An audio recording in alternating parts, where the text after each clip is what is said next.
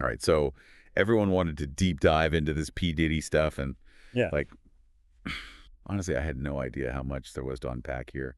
We're talking about lawsuits and internet speculation, and remember that whole thing on TikTok with the baby oil? Oh, yeah, the baby oil thing? People were saying it was connected to pneumonia and Diddy somehow. Right, right. Yeah, we should clear that up quickly. That's a total distraction. The real story, the thing we really need to focus on here, is the lawsuit from Cassie, Diddy's ex-girlfriend. And the accusations in it are really, really serious. Yeah, I mean, you're talking about abuse and even... Abuse, rape. She even says he was controlling her, like, to a scary degree. It's interesting. She even brought up that thing with Kid Cudi's car, where Diddy allegedly, like, destroyed it after Cassie started seeing him. And Cudi has said that much is true, at least. Yes. Yeah. You can't ignore the fact that Diddy settled this whole thing for, like, $30 million. Think about that for a second. That's basically an admission of guilt right there. It's like he just wanted to make this whole thing disappear. And that makes you wonder, what else is he trying to hide? Yeah, it really makes you wonder. So you have this insane lawsuit already, but then the internet does what it does right. Oh, yeah. It just explodes. And everyone on social media is ready to put Diddy on trial. It is interesting how fast public opinion changed about him. We've seen it before with guys like Harvey Weinstein or R. Kelly. Like, all these accusations build and build until it's this tidal wave of negativity. Yeah, and the comparisons are crazy. I was on Reddit, and people are already saying Diddy is up there with Epstein and Cosby. Some people are even saying the government is involved in a cover-up. Right. You always have that. I mean, it's important to remember that we have to separate what's speculation and what are the actual facts. But these comparisons, even if they're totally crazy, show you how serious this whole thing could be. The accusations against Diddy play on this fear we all have about powerful men getting away with anything. And in a post-#MeToo world, people aren't going to just forgive and forget this stuff. It doesn't matter who you are. Yeah, it's like everyone's thinking, what if this is another one of those situations where everybody knew but nobody said anything? Exactly. And that's the heart of this whole deep dive, isn't it? What really happened with Diddy? Are these just isolated things? Or is there something darker going on? To really figure that out, we got to go beyond the headlines and look at Diddy's whole career. Okay, so we talked about the lawsuit and what people online are saying. Now let's get into how Diddy is handling all of this. You mentioned power dynamics earlier. Can you talk about what that means? Yeah, so power dynamics are basically the invisible ways that power imbalances affect how people act around each other. It happens everywhere, but it's a really big deal in the music industry.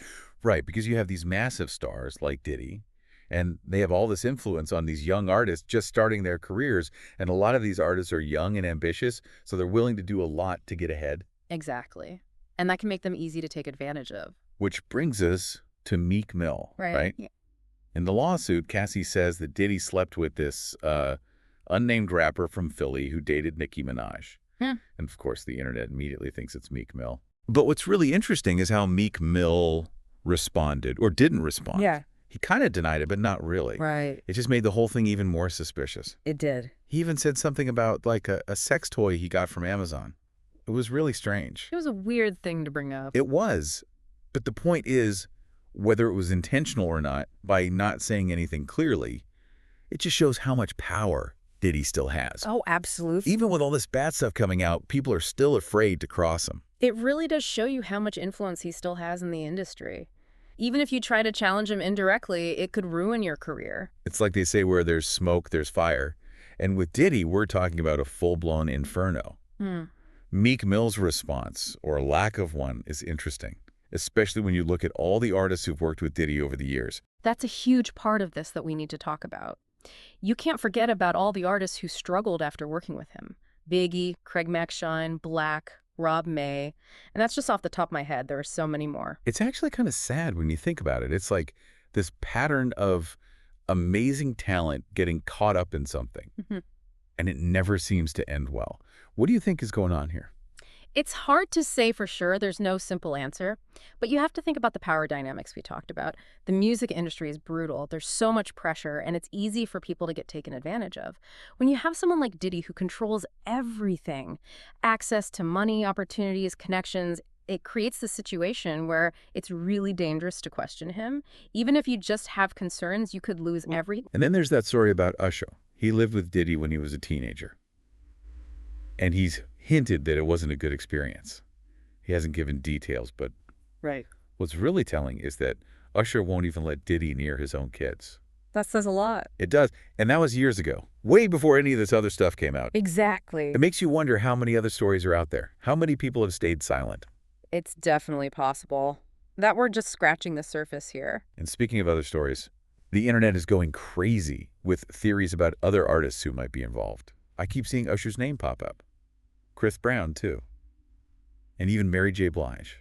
People love to speculate, especially in a case like this. Everyone wants to connect the dots, but it's important to be careful. Just because someone knows someone else doesn't mean they're guilty of something. True. But this whole thing has made a lot of music fans think differently. I was reading this thread on Reddit where people were talking about, how do you separate the art from the artist? Like, how do you enjoy the music knowing the person who made it might be capable of all this horrible stuff? It's a tough question. There's no easy answer. It's something everyone has to figure out for themselves. It is. But I think it's important to remember that just because you like someone's music doesn't mean you're endorsing their personal life. That's a good point. It's a really complicated conversation. Hmm. But this whole situation with Diddy is bigger than just him. It's about the system that protects powerful people and lets them get away with anything. It has to change. It really is about finding that balance, enjoying the art, but also realizing that we're supporting the artist behind it with our money and our attention. And sometimes that means looking at some hard truths about the people we support. Absolutely. It all comes down to choices. When we decide to support someone, we're not just supporting their music, we're supporting their whole brain, their power, everything. And we have to be aware of that. So what happens now? What does this mean for Diddy, for the music industry, for all of us who listen to music? That's the big question, isn't it? With Diddy, we'll have to see what happens. Will these accusations actually hurt his career? Will he face actual charges? Or will he just kind of bounce back from this? You mentioned earlier how tough the court of public opinion can be.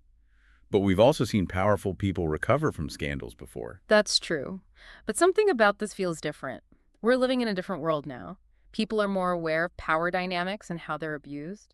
There's less tolerance for protecting abusers no matter how famous they are. So you think this is about more than just Diddy? You think it's about the whole music industry changing? I do. This whole thing has exposed how a system that's supposed to support artists can actually protect the powerful ones, even when they hurt others. And it's not just music, it's happening everywhere in Hollywood, in politics, in businesses. So what can we do about it? How can we be smarter about who we support and use our voices to make things better? The first step is awareness. We need to learn about these issues, talk about them, support organizations that are fighting against abuse and exploitation.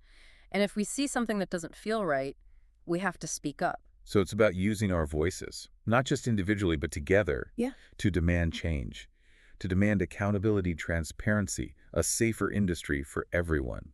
Exactly. And to anyone who's been hurt or taken advantage of, remember, you're not alone. There's help out there, people who will listen and support you. We'll post some resources in the show notes for anyone who needs them. This is a turning point, a time to really think about what we've learned, to take action to create a better future. It starts with each of us asking ourselves, what kind of world do we want to live in? And on that note, we'll wrap up this deep dive. I hope this conversation inspires you to think critically about everything you've heard, to be mindful of the choices you make, and to use your voice to advocate for positive change. Thanks for joining us, and we'll see you next time.